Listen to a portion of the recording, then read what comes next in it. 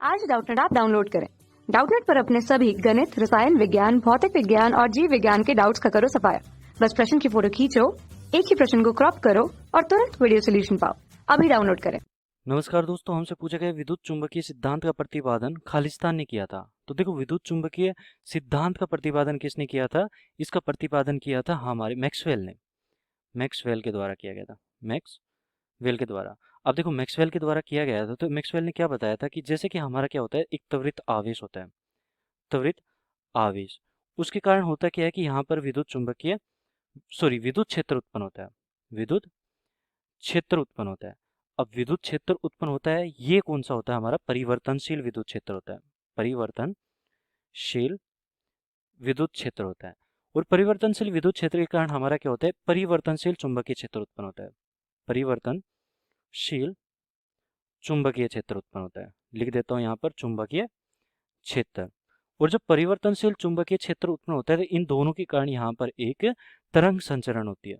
तो तरंग का यहाँ पर प्रतिपादन होता है। तरंग उत्पत्ति होती है, प्रतिपादन होता है। प्रतिपादन होता है। और कौन सी तरंग है यहाँ पर? विद्युत चुंबकीय तरंग है।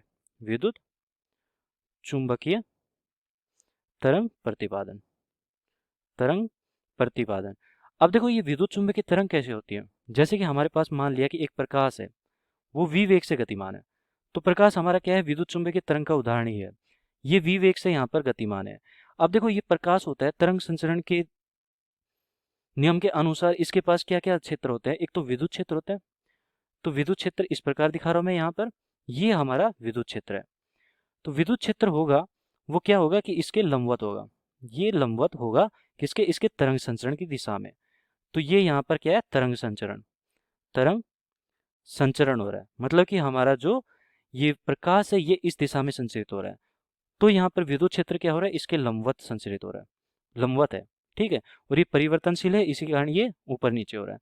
अब देखो, इसके अलावा इसके पास होता है चुंबकीय क्षेत्र भी होता है, और ये भी इनके दोनों के लंबवत होता है। तो ये यहाँ पर हमारा क्या हो गया? चुंबकीय क्षेत्र। तो ये हो गया हमारे क्या? देखो, यहाँ पर तीनों है ना, एक दूसरे के लंबवत होते हैं। तो ये z दिशा में हमारा क्या है? चुंबकीय क्षेत्र। चुंबकीय क्षेत्र हमारा b से दिखा रहा हूं मैं। और यहाँ पर y दिशा में हमारा क्या है? ये है विद्युत क्षेत्र E। और हमारे पास x दिशा में क्या है? तरंग संचरण की दिशा। तरंग संचरण की दिशा। तो तरंग अगर इसके साथ यहाँ पर x दिशा में संचरित हो रही है, इसका मतलब क्या है? उसका जो E कंपोनेंट है, मतलब कि विद्युत चुंबकीय तरंग है, इस तरंग संचरण के लंबवत होगी। और संचरण के लंबवत और विद्युत चुंबकीय क्षेत्र के लंबवत हमारा तीसरा चुंबकीय क्षेत्र होगा। तो ये तीनों एक दूसरे के लंबवत होते हैं।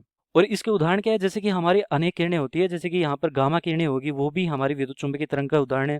प्रकाश हमारा, या फिर दृश्य प्रकाश, ये भी विद्युत चुंबकीय तरंग का उदाहरण है। एक्स किरणें भी विद्युत चुंबकीय तरंग का उदाहरण है। और भी होती है जैसे रेडियो तरंग, अवरक्त किरणें, ये सब विद्युत चुंबकीय तरंग का उदाहरण है। अवरक्त, रेडियो,